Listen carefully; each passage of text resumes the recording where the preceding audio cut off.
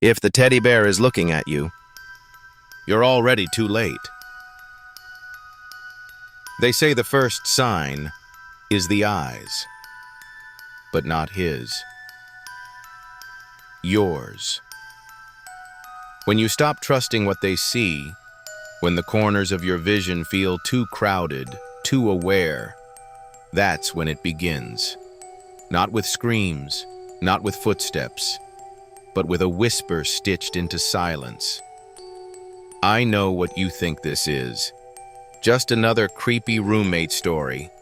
A quiet guy with a weird hobby, maybe a camera in a vent, maybe a past no one talks about. You're wrong. This was something else, something older, something that doesn't just watch. It practices. It was 2009. I had just graduated. No money, no plan, no real home. So I took the first rental I could get, a shared apartment outside Denver. A twin-sized bed, a TV stand, and a dresser full of stuffed animals already there when I moved in. The biggest one was a teddy bear, brown fur, button eyes, sat on the dresser, facing my bed. I asked my roommate Randall about them. He laughed, said his room had the same setup. His accent was thick, his smile too wide. He said, "The landlord likes it that way. Best not to move them." I didn't argue. I didn't want trouble. But that first night, as I lay in bed with the TV on low, I heard it. A click. Soft, precise, mechanical. Like the whir of a lens adjusting, or a recording starting. I paused, listened.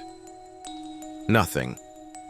I told myself it was the TV, or a house noise, or my imagination trying to sabotage my peace. I was wrong again. Because that sound, that wasn't the beginning. It was the next phase. And the teddy bear? It hadn't always been facing the bed. I know, because the next night, it had moved, ever so slightly, but enough for its button eyes to catch mine, like it was waiting for me to realize I wasn't alone. There's a line most people never realize they cross. The moment. You stop watching the room, and the room starts watching you. You think that line is dramatic? You think it's just paranoia? That's what I thought too. But fear isn't irrational when it fits too well. Fear is instinct, trying to scream through logic's muzzle. That second night, Randall wasn't home. The apartment was quiet. Too quiet for Denver's edge of city noise. And yet, just as I was changing into my pajamas, I heard it again. That mechanical whir, like something small, subtle, powered by a battery, not by chance.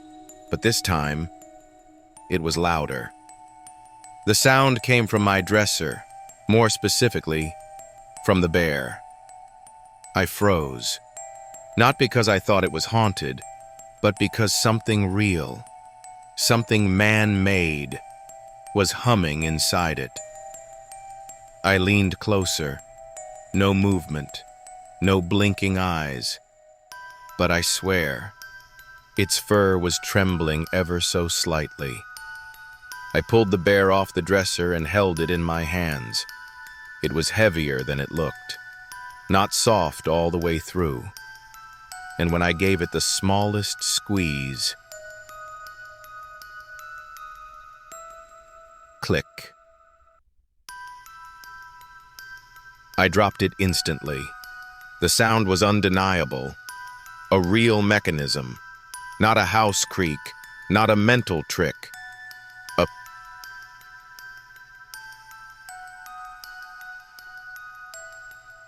camera.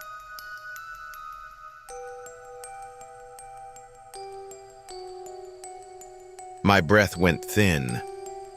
Why would there be a camera in a stuffed animal? Who put it there? And most importantly, who was watching? I didn't sleep that night. I didn't touch the bear again. I just laid in bed, eyes wide open, heart hammering, staring into the darkness. But in the morning, when I woke up, the bear was back on the dresser, sitting up, facing me, smiling like nothing ever happened. Randall still wasn't home. But something else was. Later that day, he returned. Calm, casual, like always. Asked me how I slept. I lied. Said fine. Then he asked me something that broke the air clean in two. That chapter with the red cover, is it as sad as it looks? I blinked. How did you know what book I'm reading? I asked.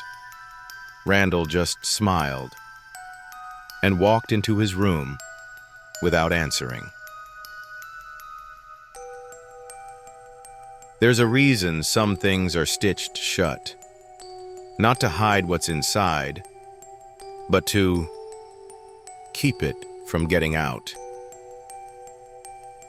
That bear, that smiling, stitched-up lie, it haunted me all day. I knew I had to open it, not out of bravery, out of survival. So that night, when Randall left again, said he was meeting someone downtown, I grabbed my pocket knife. I sat cross-legged on the floor, the bear in my lap, its fake smile pointed at the ceiling. My hands shook, but my mind was clear. I cut carefully along the seam of its back. The cotton stuffing peeled away like clouds over something mechanical, metallic, deliberate. Inside, nestled deep in its belly, was a small black cylinder, taped shut, wires curling out like veins, and at the top, a blinking red light. Recording, still warm from use, still powered, even now. I didn't breathe, didn't blink, just stared. Then, I noticed the tag tied around one of the internal wires. Tiny handwritten letters. Not in English, but Spanish. It said, Ojo del Muerto, the eye of the dead. I nearly dropped the thing. I had expected a camera, but this wasn't surveillance. This was ritual. Some kind of cursed lens, disguised as tech. A machine that recorded more than video. Something that stared back when you stared into it. Something that learned you. I yanked the battery out, cut every wire, burned the pieces in the kitchen sink. The fire hissed. The smoke smelled sour, like burnt hair and rot. I thought that was the end of it. But around 3 a.m., I heard the dresser drawer slide open. I didn't move, didn't dare look. And from inside the room, from a voice too soft to be human, I heard, "You shouldn't have done that." I turned the light on. No one there. But the bear? It was back. Whole, stitched, smiling, sitting perfectly upright, and blinking. The next morning, I didn't play games. I waited until Randall got back. His usual smile was there, calm, calculated, empty. But this time, I didn't let him pass. I stepped into the hall, blocking his path, and I set it flat. "What's in the bear, Randall?" He didn't flinch. didn't even blink.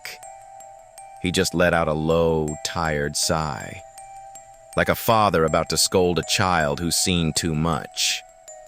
Then he said something that cracked me open. "You were never supposed to open it before the 5th night." I stood there, cold, numb. He walked past me slowly, whispering, "Now it knows you're resisting." I followed him into the living room, demanded answers. He sat on the couch, calm, too calm. And that's when he told me. Randall hadn't been looking for an apartment. He hadn't responded to the ad. The landlord placed him. Said he had a history with the unit, that he was familiar with the rituals. I asked him what that meant. He said, "That bear is one of 7, each placed in cities where people go to disappear quietly. It watches, it studies, it replaces." He said the Eye of the Dead wasn't just a camera. It was a mirror for something ancient, something not alive, but hungry. Hungry for patterns, for behavior, for mimicry. He said if I'd waited until the 5th night, it would have finished recording me. Every blink, every breath, every nervous tick. And then, it would have taken over. Replaced me in subtle ways, made me doubt myself, made others doubt me. Until I stopped existing, and something else wore me like a costume. I asked Randall why he would be part of something like this. His eyes darkened, voice low. "You think people just vanish in this world? You think stalkers are always human? Some things, they don't chase you. They prepare to become you." And then he stood up, walked to his room, and slammed the door. And I swear, for a split second before it shut, his reflection in the hallway mirror didn't move the same way he did. You ever walk into a room and feel like the air already knows you? Not welcomes you, knows you, knows your rhythm, your hesitation, your heartbeat before you step in. That's what it felt like when I opened the closet. I hadn't touched it since moving in. The door stuck a little, like it had swollen shut from secrets. But tonight, it slid open without effort, almost like it had been waiting for me. Inside, boxes, labeled, stacked. Some with names written in faded ink. Some with no names at all, just tallies, slashes, marks, like someone was counting people. One box sat by itself, smaller, older. It had my name on it, in my handwriting. I hadn't written it, but I recognized every curl in the letters, the way I always loop my A, the slight slant in the R. I pulled it out with shaking hands, opened it.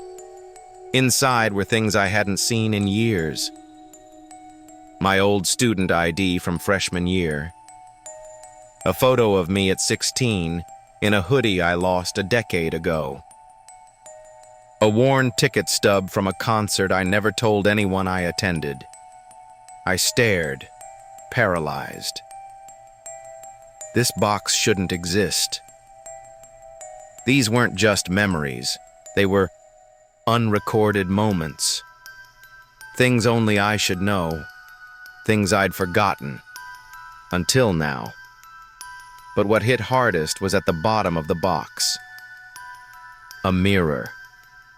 Small, cracked, old enough that the silvering had begun to peel. But when I looked into it, I didn't see myself. I saw me. Yes, but I was tired, drained, hollow-eyed, and behind me, just over my shoulder, the bear, not in the room, in the reflection, smiling. I spun around, empty. I looked back at the mirror. Now it was just me again. But this time my reflection didn't move with me. Not right away, just a half-second behind, lagging, like it had to remember how I moved, like it was trying to catch up. They say the devil never knocks. He waits until you speak first. And the moment you do, he knows your voice. That night, I didn't sleep, didn't try. I sat in the kitchen with every light on, the mirror from the box beside me, the bear, now back on the dresser, watching like always. I tried to rationalize it, call it coincidence, stress, fatigue, but the body knows. And my body was screaming. At 3:33 a.m., the lights flickered. Not like a power surge, not like bad wiring, like indecision. The apartment wasn't breaking. It was choosing. Then, clear as glass, I heard my own voice from the hallway. You shouldn't have looked. I froze. My voice. But I hadn't spoken. Again, softer now. You broke the sequence. That's not allowed. I crept to the hallway. Empty. But the air was thick, heavy, electric, like the pause before lightning hits. I whispered, almost without meaning to. Who are you? And that was my mistake. Because the lights cut out completely, and the voice came back, low and rotting. Now, I can answer. From the shadows, the shape emerged. Tall, humanish, but wrong in every way. Its limbs were too smooth, too deliberate. Its head tilted slightly, like a puppet learning how to bow. And in its hand, the bear. But this time, it wasn't plush. It was skin, sewn, fresh. I backed away. My breath turned shallow, my legs locked. It stepped forward, holding the skin bear to its chest, like an offering. You let me in, it said, smiling through cracked lips. You named yourself. You fed me with fear. You left your patterns wide open. It wasn't stalking me. It was becoming me. And now it didn't need permission, because once you speak to it, you give it shape. I slammed my door shut and didn't move until morning, but it didn't matter anymore. The pattern was broken. The mimicry had begun. And somewhere, outside my window, I could see someone wearing my walk, using my gestures, answering to my name. You can't outrun something that already knows your future. Not because it's psychic, but because it's already living your tomorrow. By the time daylight hit, my identity felt like a rumor. I couldn't tell what was mine anymore. I looked in the mirror and didn't recognize my posture, the way my jaw hung, the way my eye twitched before blinking. It had refined me. imitated me better than I ever had. So I did what terrified people do. I tested it. I left the apartment, went 3 blocks north, entered a cafe I'd never been to. No social media tags, no trail. I paid in cash, sat at the far table, didn't speak. 33 minutes in, a man entered. Same build, same jacket, wearing sunglasses inside. He didn't order anything. He just sat down across from me, like he was waiting for a meeting. And then, he spoke. "You shouldn't have left the bear burning." My blood went cold. I tried to speak, to challenge him, but he raised his hand. His fingers were bandaged. Exactly like mine had been the week before after a kitchen accident. But I hadn't told anyone. No photos, no posts. He smiled. "I'm not here to hurt you. I'm here to replace what's weak, to finish what you abandoned." I looked around. No one was reacting. No one even seemed to see him. Then he stood, dropped a crumpled note on the table, walked out. I opened the note with shaking fingers.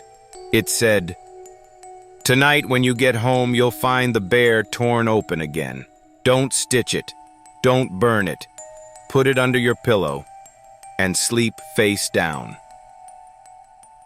No name, no explanation. But in the corner, my handwriting again. I didn't write it, but part of me remembered doing it. And that's when it hit me. This wasn't a haunting. It was a transfer, a ritual in progress. And I wasn't the victim anymore. I was the vessel. You ever see yourself from a distance, not in a mirror, not in a photo? I mean, see your body from the outside, moving without you. That's not something you forget. That's something that changes you. I didn't go home that night. Instead, I waited across the street from my own apartment building, hidden behind a bus stop glass, hood pulled low. At 8:04 p.m., I saw it. Me. Same coat, same shoes, same slight limp from an old sprain. I watched myself unlock the building door. Head low, shoulders hunched in that familiar way. The way I carry shame when no one's around. It was flawless. Like watching a memory in real time. But I wasn't in that body. I waited 5 minutes, then followed. Every step up the stairwell felt like a betrayal, like I was stalking my own ghost. I got to my floor. The hallway was dim, humming with that low mechanical buzz only dying bulbs make. I turned the corner and stopped. The apartment door was wide open. I stepped inside, but everything was wrong. The lighting, the layout, even the air. It was too still. Like the room had been paused in time. I called out, not loud, just enough to break the silence. "Hello?" No answer, but from the corner of the living room, I heard breathing, shallow, rehearsed. And then, from my bedroom, a voice called out, "Took you long enough." I stepped closer. There I was, sitting on the bed, reading the same book, wearing the same bandage on the same finger. But when he looked up, his eyes weren't mine. They were older, darker, knowing, and he smiled with a mouth that didn't quite fit the face. "I've done this before," he said. "You're not the first. You're just the first who watched." I couldn't move, couldn't run, because deep down, I needed to know how far it would go. Then, he stood, walked past me, and whispered, "See you in the mirror."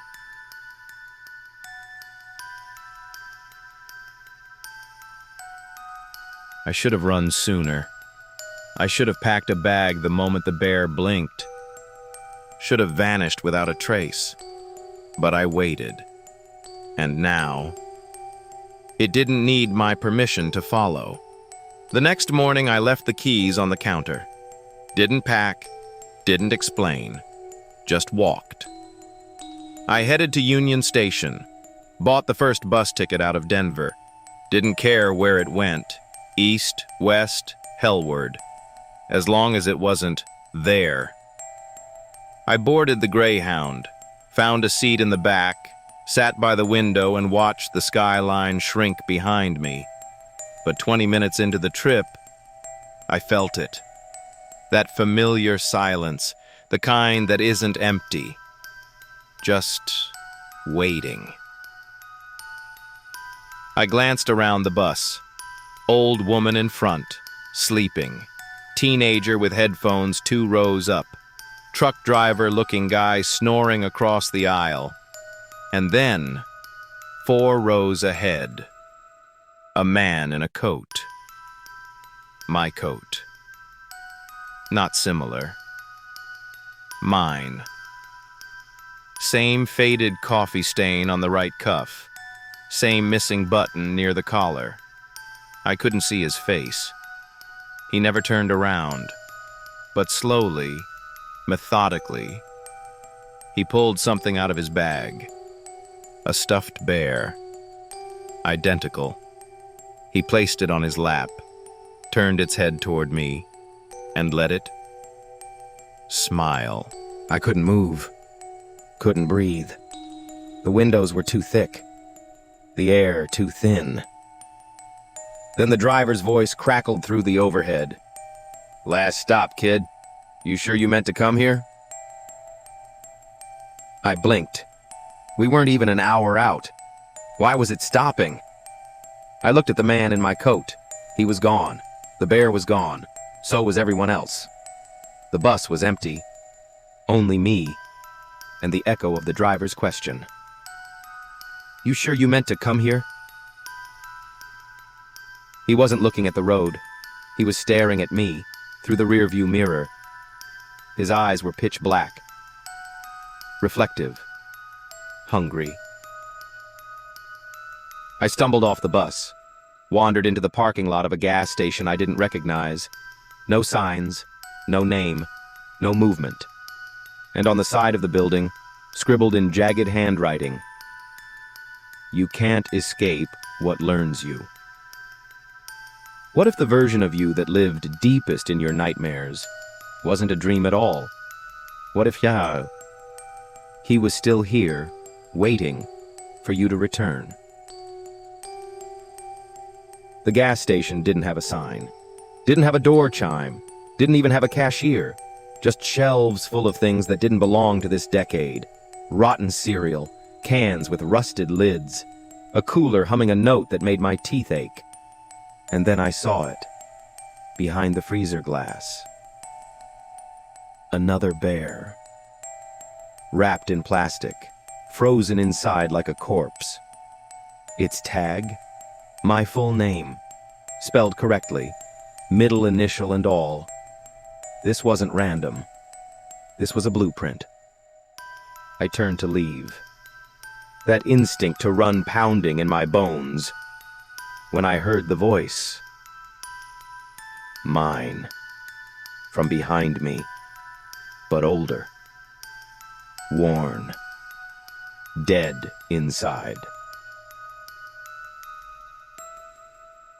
You think they only made one? I turned. There he was, me, down to the mole on my cheek. Same scar under the chin. But he was off. Too still, too pale, too rehearsed. He wasn't a twin. He was a cast. A practice run. His eyes didn't blink. They clicked. I walked away too. He said, years ago, thought I could reset. Thought I had free will. He took a step closer. The floor didn't creak. But the moment they scan you, you're archived, copied, perfected. He pulled out a small photo, dog-eared and torn. It was me, sitting at a table, laughing with friends. Only I didn't remember that moment. I had never lived it. That's theirs now, he whispered. They're building a better life out of your stolen moments. I asked him how to stop it. He smiled. You don't. You just hope they don't finish before you figure out who you were. Then he opened his mouth, and a dozen voices poured out. My laugh, my cries, my arguments, my childhood whispers. So, they had taken everything, not just my image, my sound, my soul. I ran, through the aisles, through the doors, out into the burning desert sun that shouldn't have been there. But I swear, as I ran, I heard that freezer door open behind me, and the bear start to thaw. There's a special kind of terror that doesn't come from shadows. It comes from familiarity. Twisted just slightly wrong. I made it 30 miles from that gas station before I realized something was following me again. Not footsteps. Phrases. Every billboard I passed, every flyer, every truck radio, they all had the same words. Come home. We forgive you. I hadn't told anyone I was leaving. I hadn't posted. I hadn't called. And still, the world was responding to me like I was the one sending out signals. Then my phone buzzed. A number I didn't recognize. Area code from my hometown. I knew I shouldn't answer. I answered. Hello? At first, just static. Then, hey, sweetheart.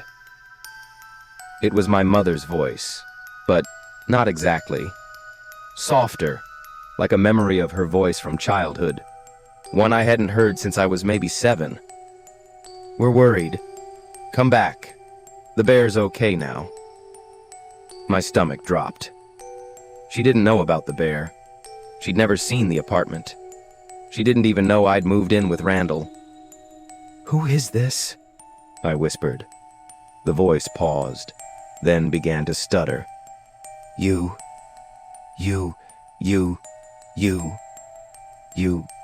never should have.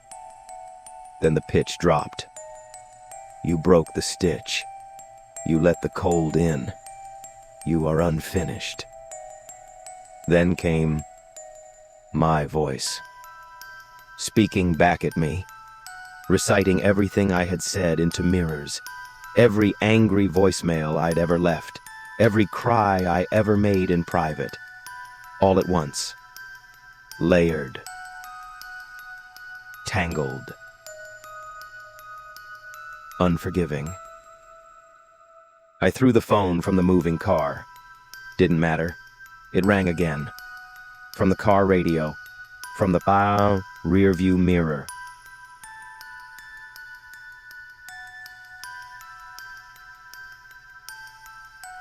Return, return, return. Not a threat. A command. The mimics weren't chasing me anymore. They were reeling me back in.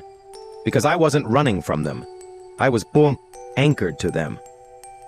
And the only way to break the chain would be to destroy the original thread, even if that meant going back to where it all started. By the time I pulled back into the city, everything looked rewritten. Same buildings, same streets, but wrong. Like a childhood drawing of a place, rather than the place itself. Familiar shapes, foreign details. The apartment stood at the end of the block, like a tomb that had been waiting for its body to return. I walked up the steps. Every creak matched the rhythm of my own breath. But when I turned the doorknob, it was already open. The apartment had been expecting me. Inside, everything was exactly as I left it. No, as it remembered me. The TV played static, but I hadn't left it on. The bed was made in the way I used to make it when I was 13, before I ever moved here. The stuffed bear, sitting at the foot of the bed, split open, empty, smiling, and on the wall, a mirror. But not just any mirror. A full-length standing mirror that hadn't been there before. My reflection stood still, too still. I lifted my hand. The reflection was a second too slow. I turned left. The reflection blinked. Out of sync. I stepped closer. Its smile widened. That's when I saw them. In the reflection behind me, dozens, lined up in the hallway, silent, motionless, each one a version of me, some dressed for work, some in old college hoodies, one in a hospital gown I never remembered wearing. They were the archive, the catalog of every version I've ever been. And at the center of them all, Randall, only not Randall. His face twisted in constant motion, like every muscle was still choosing what expression to wear, and in one smooth motion he pointed to the mirror and said, "Step in, or be erased." It wasn't a threat. It was a fact. If I didn't claim my identity now, one of them would. Maybe they already had. Maybe I was already the copy.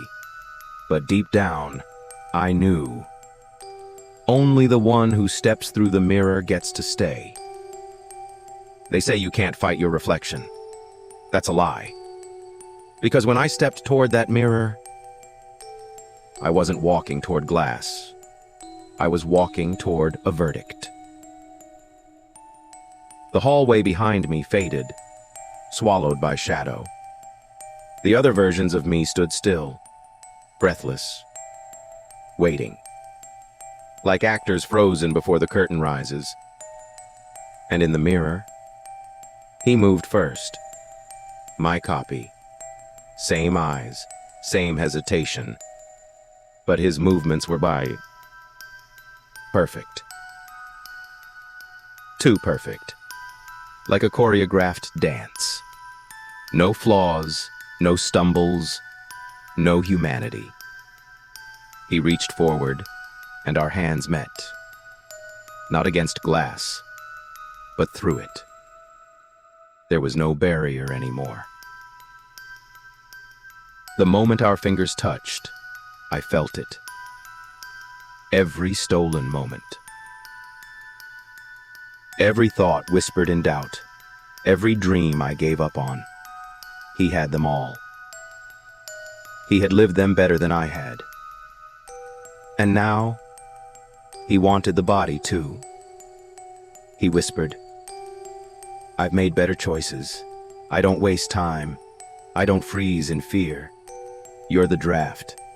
I'm the edit." He stepped through, and suddenly, we were in the same space. Two of me. Same body, different hearts. We circled each other in the apartment like wolves. Then, he struck. Not with fists, with the memories. He spoke in my voice, but weaponized. Remember when you begged her not to leave? Remember the job you didn't take? Remember the friend you ghosted for no reason? Each word slammed into me like a punch to the soul. I staggered. He was better at being me than I ever was. But I had one thing he didn't.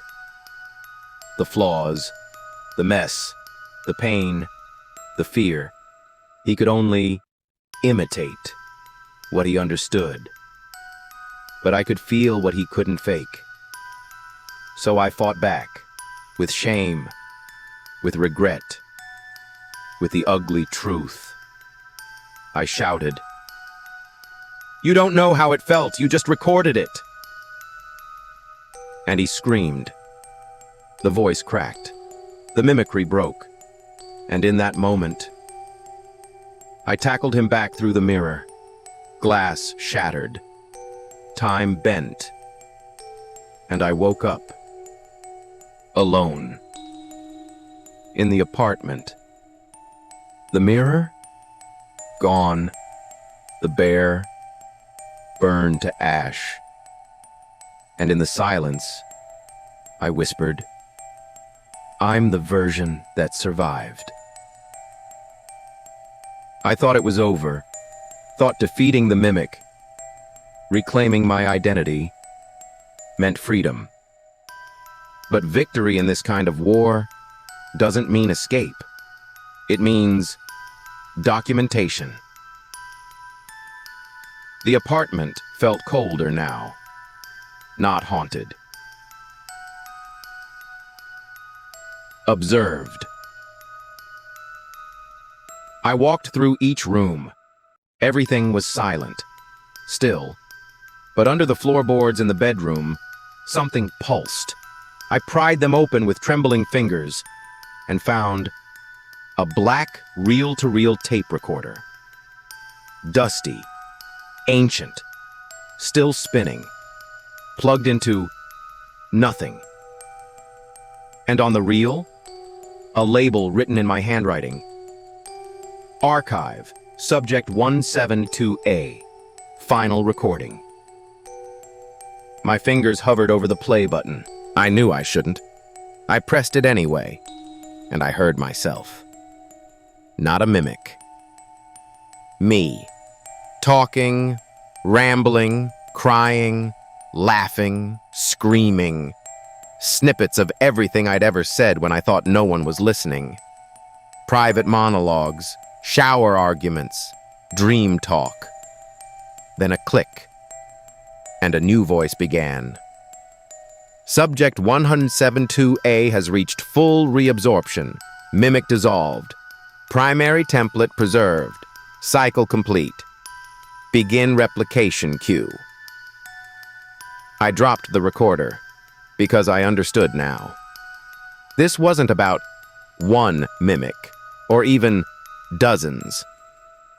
It was about cataloging souls, perfecting identities, breaking them down, rebuilding them stronger, cleaner, more compliant, less flawed. And the bear, the mirror, the voices? Just rituals. Initiation rites for something much bigger than a haunted apartment. I wasn't the victim of a stalker. I was the one input. Raw data. A personality file that had been tested, corrupted, restored. And somewhere, beyond walls, beyond cities, beyond consciousness, they're still listening. Still watching, because I wasn't the first, and I won't be the last. If you're hearing this story, it means your voice has already been measured, your movements already mirrored, your decisions already simulated. The archive doesn't hunt you. It builds you. And all it needs is for you to look into the mirror just one more time. Because the moment you do, the recording starts.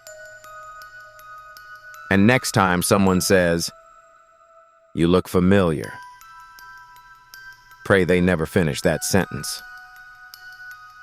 Now comment below, "I won't be replaced." Twice. Once for the algorithm, once to break the pattern. And if the bear ever shows up at your door, don't speak, don't move, don't blink, because that won't be your first meeting.